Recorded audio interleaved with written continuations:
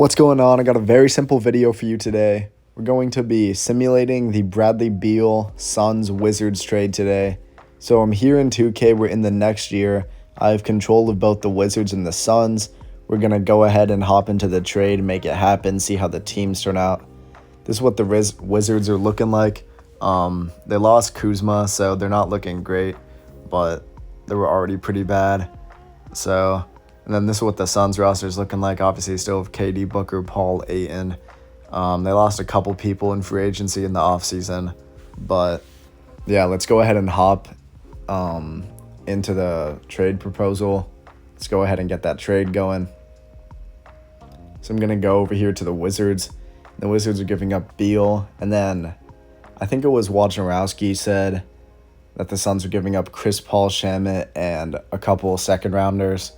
I'm just going to throw in 3 second-rounders because I'm not sure how many the actual trade is going to end up being. But, yeah, this is what the trade is looking like, at least in 2K. I was going to do a pick swap here because they said there was a pick swap in the trade, but I'm not sure whether it was a swap best or a swap worst. So, whatever the outcome is, I'm just going to remove it, and we're just going to do a normal, unprotected second here. Trade looks good. Let's go ahead and send it through. And obviously I control both teams, so I can just accept it straight up. And then we'll simulate a few games, see how the teams are looking. Obviously Chris Paul for Bradley Beal here. Not sure who they're gonna have run point guard. I'll just let the minutes be determined by a bot. So yeah. And then, of course, is what the Wizards are looking like. Porzingis, Chris Paul, Monte Morris. I mean, they have Shamit, who gives them a little bit of depth, but honestly, he's not that great. I guess the Wizards won this trade in real life probably because Chris Paul is washed. I'm not sure about 2K, though. Again, I'm going to have the CPU rebuild rotations here so I can get the right minutes. And I'm just going to have the CPU automate everything so I'm not interfering. And we're going to see how both teams do. Except for trades, I will decline all CPU trade offers. So in the first 3 games, the Suns are 1-2. They lost to the Thunder and the Clippers, but they beat the Lakers. Then they lose to the Spurs and win versus the Hornets, so they're 2-3. And then all of them fill out the roster automatically, have them adjust the rotation automatically. And again, they can deal with scouting how they want. So after the trade, the Suns aren't looking good. They're 2-4. Where's Bradley Beal?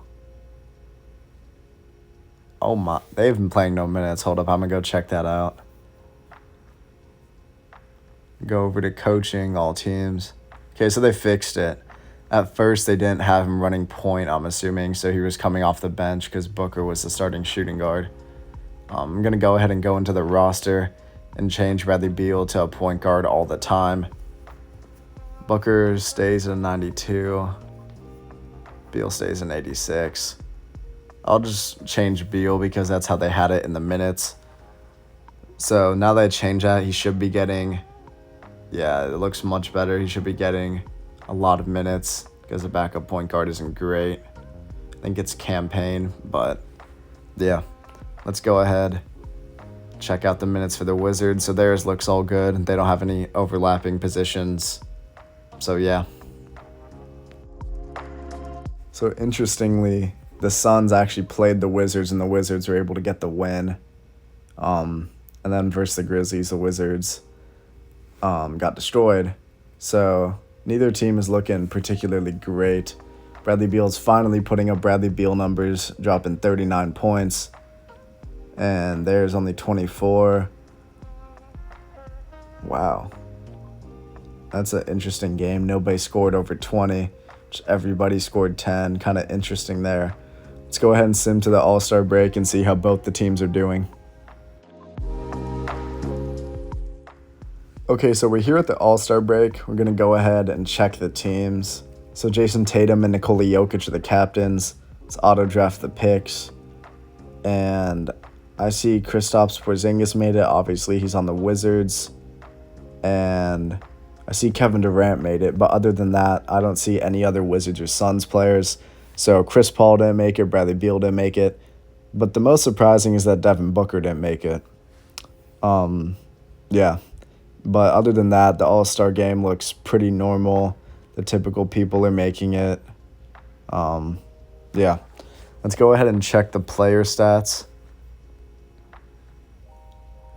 So for the Suns, Devin Booker's leading them in scoring of 27. Then you have KD dropping 21, and Beal's only dropping 19, which is obviously much lower than he did on the Wizards. Granted, he is probably the third scoring option, but I still thought he would be averaging at least 20, so a little bit disappointing from him, but you can't complain. He's shooting 53% from the field, so let's check out the Wizards stats. So Kristaps is leading in points and rebounds, I believe, and probably blocks too. So he's having a career year for them. He's earning himself some money. Chris Paul is doing Chris Paul things, 13 points, almost 10 assists, good amount of steals. Good stats for him, nothing crazy, but let's actually check the standings too to see how both these teams are doing. Okay, so we're here in the East, and the Wizards are just about middle of the road. They're 24 and 30. They might be the last play-in spot, or they might be just out of the play-in. In the West, the Suns are also about middle of the road. They're an average team. Let's go ahead and sim to the end of the season. Okay, so at the end of the season, Nikola Jokic is the MVP, averaging 28 points, 12 rebounds, almost 10 assists. Auto-generated due for Rookie of the Year. Jordan Poole dropping 20 off the bench. Giannis Depoy, Darius Garland most improved, and JB Bickerstaff is the Coach of the Year. All-NBA first team looks pretty normal. The gunslinger himself is on All-NBA first team. And surprisingly, nobody from any of the teams is on All-NBA second or third. Or on All-Defensive second, or any of the rookie teams. So both these teams just suck after the trade. I've never heard of a lose-lose trade before, but here we are. The Suns are the 7th seed. They have to fight through the play-in, and the Wizards are not in the playoffs. Let's go check how they ended. Wow. They were one game out of the play-in. They got beaten out by Orlando Magic. I'm not sure what the tiebreaker is there because they had the same record. But the Suns were one win away from clinching an actual playoff spot. But the good thing is they do get 2 chances in the play-in. At the end of the season, Devin Booker averaged 28. Great numbers for him. About the same for KD and Booker. And then 14 and 8. Good stats for him. As for the Wizards, Kristaps went on an absolute tear. 28 points, 9 rebounds, 2 blocks. Great numbers for him. Chris Paul is actually second in scoring. That's kind of surprising. So disappointing year for the Wizards, but they weren't expecting to be contenders off of just Chris Paul, so I don't think they cared too much. But let's go ahead and simulate the play-in, make sure the Suns can make it to the actual playoffs. We'll simcast the game. If it's close, we'll jump in. This is what the teams are looking like. The Suns are just way better, frankly, but our small forward sucks, so take it with a grain of salt. Okay, so through the first quarter, they're up. The Suns take the advantage in the third, and they run away with it in the fourth. The game isn't even close. Good win for the Suns. They're in through the playoffs, behind big games from Kevin Durant, D-Book, and Bradley Beal. And Ayton, really. I mean, the 4 you'd expect, or the 4 they'd won the game. So, okay, simulate the play-in here, and Minnesota is the other team that comes out of the play-in. We got a first-round matchup versus Golden State. They look really good. They still have Wiggins, Thompson, Curry. Kuminga has now progressed, and he's filled Draymond's role. And Nick Richards, I think, is an auto-generated guy.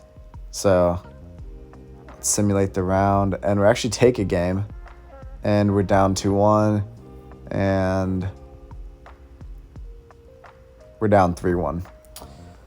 So it's looking like the Suns are going to get first rounded here, but just in case they pull off a miracle, we'll go ahead and simcast this game.